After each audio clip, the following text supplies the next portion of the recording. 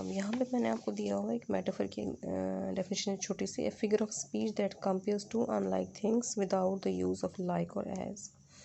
ऐसी दो फिगर्स जिनको हम या चीज़ें जिनको हम आपस में कंपेयर करते हैं मगर वहाँ पे हम यूज़ नहीं करते हैं लाइक या एज, वहाँ हम डायरेक्टली उसको एक चीज़ को दूसरी चीज़ का नाम देते हैं। जैसे हर हेयर इज़ सिल्क, बालों को क्या नाम दिया?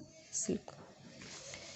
सिमिली में है figure of speech that compares to unlike things using the words like और एज। यहाँ पे वर्ड यूज लाइक और एज होता है। जैसे his feet were as big as boots, यहाँ पे एज वर्ड लगाए, ठीक है, एज बिग एज।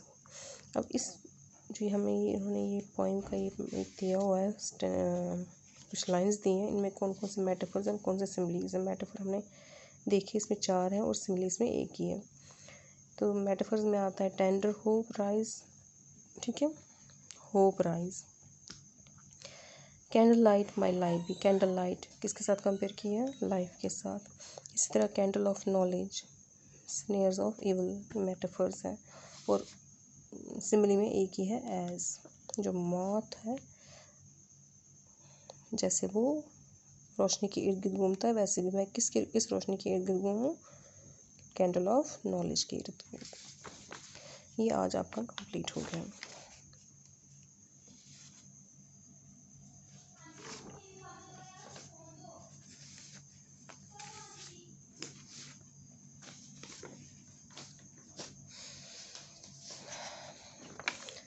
तो लीजिए, मैंने आज आपके लिए ये रिवीजन टेंसेस का एक और पोर्शन दिया हुआ है। इसके बाद मैं टेंसेस का रिवीजन आपको बीच बीच में कभी कभी करवाऊँगी। ये आपका फाइनल रिवीजन है। इसके बाद हम नरेशन स्टार्ट करेंगे। ये यहाँ पे कुछ सेंटेंसेस हैं, कल मैं इनको आपको टैली करवाऊँगी। ये ध्यान से पढ़ के इनको आपने फिल करना है। तो आज मैं थोड़ा बहुत आपको नरेशन की इंट्रोडक्शन दे देती हूँ। नरेशन, जिसको हम डायरेक्ट या इनडायरेक्ट स्पीच भी कहते हैं या रिपोर्टेड स्पीच भी कहते हैं, ये इसमें हमें 3 चीज़ें ऐसी होती हैं जिनको जानने की ज़रूरत है, क्योंकि यहाँ पे हमें 3 चीज़ें देखनी पड़ती हैं। इसका मतलब जो ये नरेशन है ये 3 पिलर्स पर खड़ा है। पहला है टेंसेस, दूसरा है वर्ब्स और तीसरा है पर्सन्स। अब टेंसेस आपने पता है, आपने देखा टेंसेस कौन से टेंसेस हैं। वर्ब जो यहाँ पे है, यहाँ पे ये वर्ब जो है ये रिपोर्टिंग वर्ब्स हैं। इस रिपोर्टिंग वर्ब में ये प्रेजेंट वाला भी है, जैसे से या सेज, पास्ट वाला है सेड और फ्यूचर वाला है विल से और शैल से। पर्सन्स में आएगा, फर्स्ट पर्सन में आई, वी, माई और मी, आज मैंने इकट्ठा लगा दिया सारा, नॉमिनेटिव, पोजेसिव, ऑब्जेक्टिव। यहाँ सेकंड पर्सन में नॉमिनेटिव, पोजेसिव, ऑब्जेक्टिव। इससे थर्ड पर्सन में जितने भी हैं उनको भी मैंने लिख लिया है। टेंसेस में भी हमारे 3 टेंसेस हैं, प्रेजेंट, पास्ट, फ्यूचर। तीनों की जो है 4 टाइप्स हैं, सिंपल, कंटिन्यूस, परफेक्ट और परफेक्ट कंटिन्यूस। अब हमने इन 3 चीज़ों को, किन 3 चीज़ों को, टेंसेस के भी हमने रूल्स सीखने हैं नरेशन करने के लिए, रिपोर्टिंग वर्ब के भी हमने रूल्स सीखने हैं और पर्सन्स के भी हमने रूल्स सीखने हैं। जब तक आपको इन तीनों के रूल्स पता नहीं होंगे तब तक आप नरेशन का एक सेंटेंस भी नहीं कर पाओगे।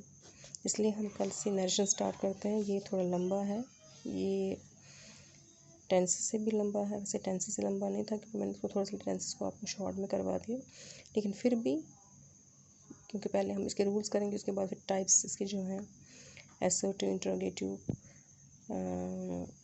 एक्सक्लेमेटरी, समझ आ रही है। ये इसके 4 टाइप्स हैं, असर्टिव, इंटरोगेटिव, इम्परेटिव और एक्सक्लेमेटरी। फिर उनको हम कंप्लीट करेंगे। तो फ़िलहाल आज के लिए यहाँ पे ये आपका ग्रामर का इतना ही है।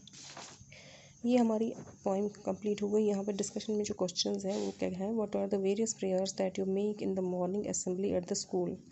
कौन सी पोइम्स आप सुबह असेंबली में पढ़ते हो, उनके नाम लिखो। ये आप खुद ही लिखोगे, ठीक है। Discuss this meaning there meaning with your classmate. और ये आपको पता है क्योंकि आप उर्दू में पोइम्स पढ़ते हो तो आपको उनकी मीनिंग पता होगी। तो आपस में बैठ के कभी आपने उन जो आप प्रेयर्स पढ़ते हो उनकी मीनिंग जो है आपस में डिस्कस अपने दोस्तों के साथ करना है। अब चलते हैं हम अपनी शॉर्ट स्टोरी पर। ये हमारी 2 शॉर्ट स्टोरीज हैं हमारे, शायद एक दो शॉर्ट स्टोरीज़ हमारी हैं, एक है द लास्ट लीफ और दूसरा है द हैप्पी प्रिंस। तो पहले हम लास्ट लीफ स्टार्ट करते हैं। आज मैं आपको इसकी जो ऑथर है या राइटर है उसकी इंट्रोडक्शन थोड़ी सी दूंगी और चैप्टर की भी इंट्रोडक्शन थोड़ी सी दूंगी। कहते हैं O Henry pseudonym of William Sydney Porter 1862 to 1910,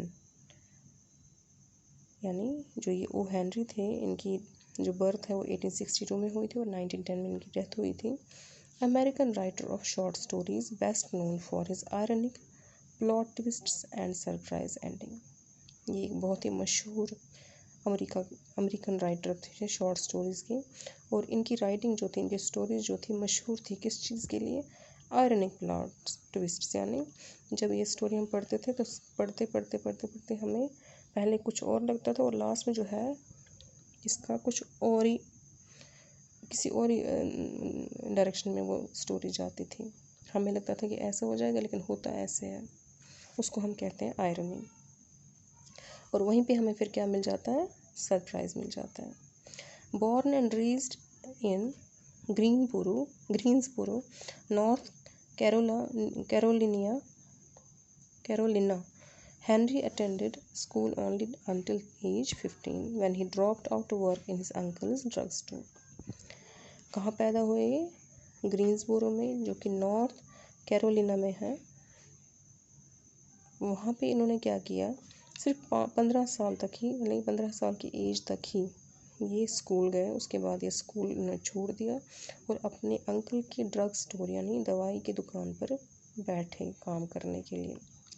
during his 20s he move to Texas. उसके बाद जब ये 20 साल के बाद जो एज थी, 20-25 साल के हो गए, तो ये दूसरी जगह पहुंच गए जहाँ जिसका नाम था टेक्सास। पहले कहाँ थे ये? कैरोलिना में, जहाँ पे इन्होंने क्या किया? Where he work for more than 10 years as a clerk and a bank teller. वहाँ पे इन्होंने एक और काम किया, क्लर्क का काम किया और हिसाब किताब का काम किया। Henry did not right professionally until he reached his mid-30। तब तक इनको लिखने का कोई भी दिमाग में था, लेकिन सीरियसली इन्होंने लिखना स्टार्ट नहीं किया। और वो कब स्टार्ट किया इन्होंने? mid-30 यानी 35-36 साल के बाद।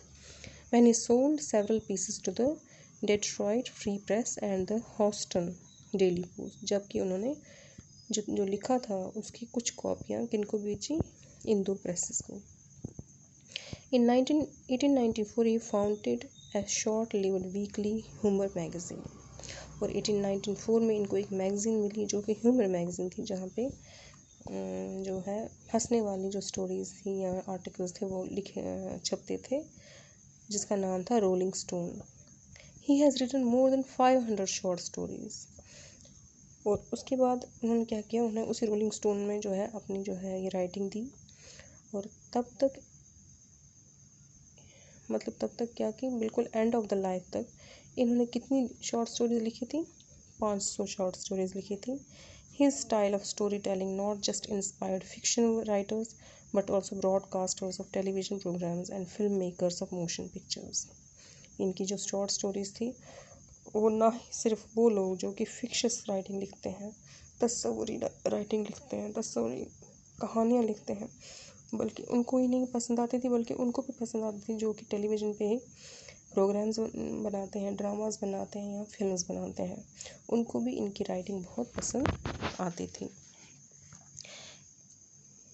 अभी जो स्टोरी है द लास्ट लीफ, आखिरी पत्ता।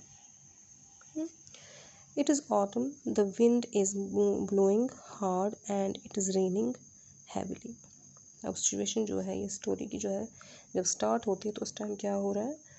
उस टाइम मौसम कौन सा है? ऑटम का, पतझड़ का मौसम है। हवा बहुत तेज़ चल रही है और बहुत बारिश हो रही है। All the leaves on an ivy creeper have fallen except one.